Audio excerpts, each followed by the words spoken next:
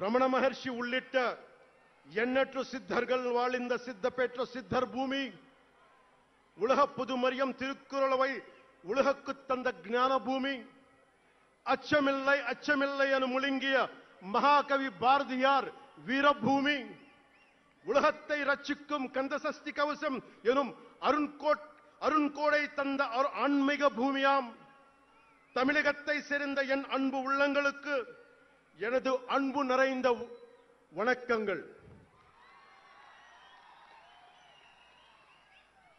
మన మహారాష్ట్రకి వెళితే నాకు మహారాష్ట్రలో అభిమానులు ఉంటారు. అది కూడా రాజకీయ పరంగా ఉంటారు, సినిమాల పరంగా కాకుండా అని నాకు తెలియల. ఎంతో ప్రేమనిచ్చారు. గౌరవ మహారాష్ట్ర ముఖ్యమంత్రి దేవేంద్ర ఫడ్నవీస్ గారు నన్ను రమ్మని 19 నుంచి అడుగుతా ఉన్నారు. అప్పుడు కుదరలా, 24లో కుదరలేదు, 19లో కుదరలేదు, 14లో కుదరలేదు.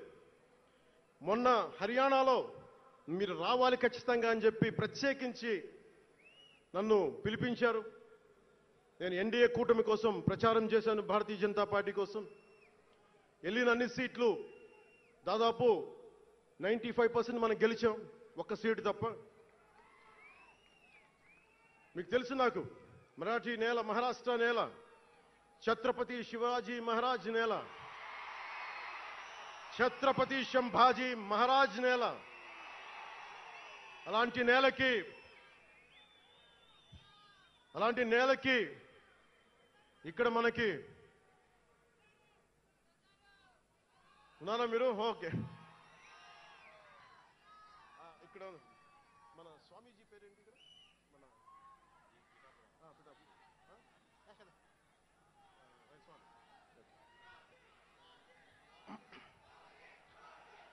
छत्रपती शिवाजी महाराज आणि छत्रपती संभाजी महाराज यांच्या महाराष्ट्र भूमीतून आलोल्य सोलापूर, लातूर, बिल्लारपूर सारख्या जिल्ह्यांतील जनसैनिकांना माझा मनपूर्वक नमस्कार.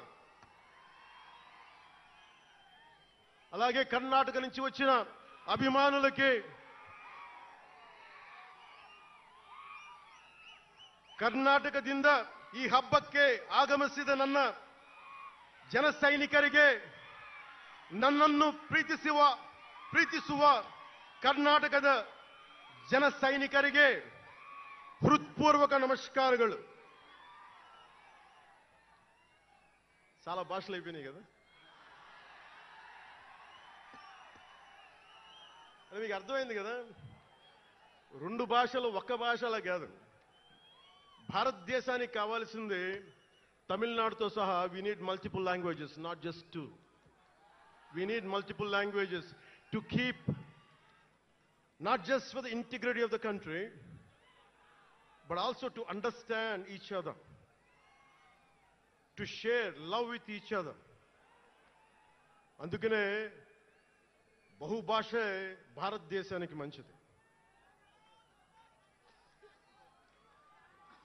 చెప్తామా? భారత్ మాతా की जय. बोलो भारत माता की.